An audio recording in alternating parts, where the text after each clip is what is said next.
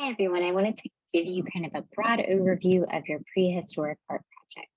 So as a reminder, this class asks you to take a creative or exploratory approach to the various periods of art that we cover in Art History 1. So it's prehistory to the Renaissance. So we'll end at the medieval period.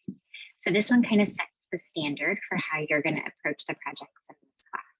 The rubric's really solid and it gives you a lot of information about what I'm grading you on. There's also samples at Professor Levi Allen, which is my faculty website, and it's linked throughout campus. What I want you to think about with this project is looking at one of the three images and seeing what you think. I know what artists, archaeologists, and art historians think about this. They're in your textbook. You really don't need to look them up. You really need to concentrate on what do you see in the images? Why is there this human need to create?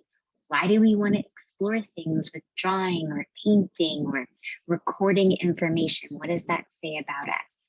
So those are what you're looking at with this project. You're taking an image and you're continuing the story, telling me the backstory, or you're expressing it in a different way. So by telling you the backstory, perhaps you are the artist who created it and you're going to describe the whole event, write a journal. Maybe you write a prehistoric newspaper. Maybe you look at a bunch of different approaches for that. Perhaps you're a child and it's a bedtime story and your parent drew it on the wall. Why did they do this? What's the tale? How can you expand that? Perhaps you're the person who discovered it. How did you discover it? What was going on? Don't go look it up. I know the answer. Seriously, what do you think? You could also look at this as a future person or an alien or something else coming back. You can continue the story in a series of panels. You can create a movie. You can do a documentary. There's lots of ways you can approach this.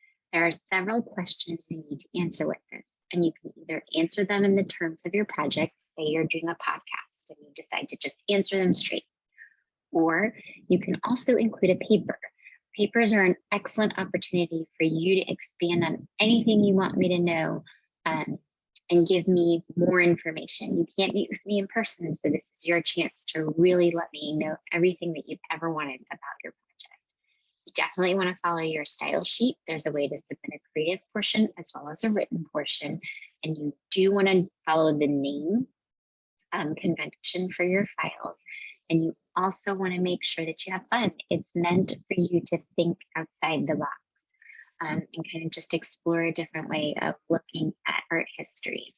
If you have questions, please email me and work on your projects in advance. I wouldn't wait until the last minute because it will not be as fast as you think. I hope you're having a great day and I will reach out to you soon.